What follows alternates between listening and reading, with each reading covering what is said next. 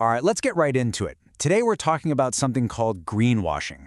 It's this powerful marketing illusion we see every single day, and we're going to peel back that green label to see what's really going on underneath. I mean, think about it for a second. You're standing in the store, you've got a couple options in front of you, and you grab the one that just looks better for the planet. It feels good, right? You feel like you're doing the right thing. And you're not alone. Millions of us make that exact choice every day. These words, they're just everywhere, aren't they? On our clothes, our food, our cleaning supplies. But what do they actually mean? And I guess the bigger question is, can we really trust the promise that they're making? So here's how we're going to break this all down. First, we'll define the illusion itself. Then, we'll look at why this is such risky business for companies. After that, we'll get into the playbook so you can spot the tricks. And finally, we'll look at how transparency is starting to win. Okay, let's dive right in. Before we can see through this illusion, we've got to understand what it is and just how massive it's become. So here it is in a nutshell. Greenwashing isn't about a company trying and failing. It's about deception. It's when a company pours more time, more money, and more effort into marketing itself as green than it does into actually, minimizing its environmental impact. And we are talking about some serious money here. Just look at that number. That's over $250 billion. This whole market is built on our good intentions, on us wanting to make better choices. And that huge demand is exactly what makes the illusion so profitable and so tempting for companies to create. And it goes way beyond just what we buy at the store. Look at where the world's money is headed. We're talking trillions now. $35 trillion. That's how much global investment is out there looking for a sustainable company to back. With that much cash on the line, the pressure for a company to look green, whether it's true or not, is just off the charts.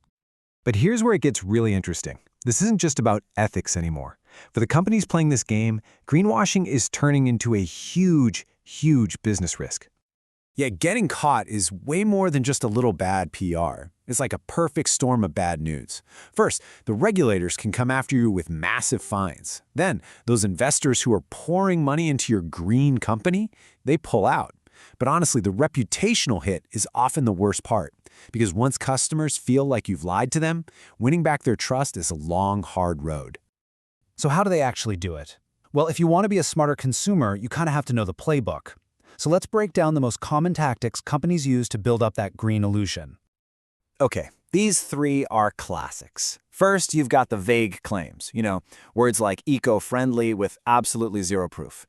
Then there are the carbon offsets, which we'll get into, but it's kind of like paying someone else to eat a salad for you while you keep ordering the burger. And finally, there's selective disclosure. That's when a company makes a huge deal about one tiny success while hoping you don't notice the massive environmental problems they're ignoring. Let's look at a real-world example. Fiji Water's marketing is brilliant. It paints this incredible picture, right? Pure, untouched nature, straight from the earth to your bottle. It's a beautiful story, and it's very, very effective. But when you pull back the curtain, the reality tells a totally different story. That untouched water gets put in plastic bottles and shipped all over the world, which creates a massive carbon footprint. And the irony is just staggering. While the company sells this idea of a pristine paradise, nearly half the actual people living in Fiji don't have access to safe, clean drinking water. And this isn't just about bottled water. It happens in every industry. The fast fashion giant H&M got hit with a lawsuit over its Conscious Choice collection because of claims that the green marketing just didn't line up with the materials being used. Okay, so let's dig into one of the most popular and controversial tools in this whole playbook, the carbon offset. The idea sounds pretty simple.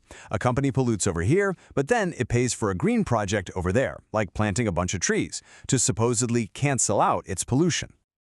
But here's the problem. A lot of critics argue that this is just a dangerous distraction. Why?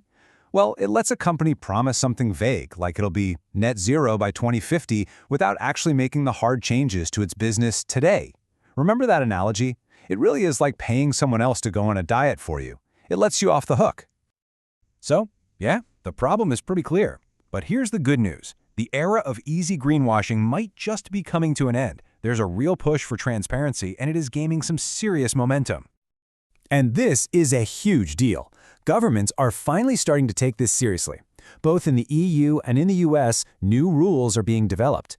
The days of making vague claims are numbered. Soon, companies won't just be able to say they're green, they're going to have to prove it with real, verified, scientific evidence.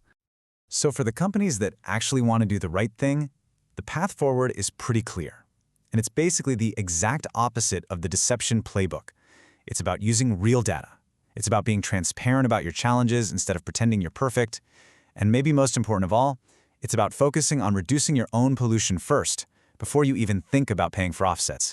So at the end of the day, knowledge is really your best defense. Look, green marketing isn't going away, but now you know what to look for. Now you can see past the pretty leaf logos and start asking the tougher questions. Questions like, where's the proof? What does sustainable actually mean for this product? And are you telling me the whole story? That's how we see through the illusion.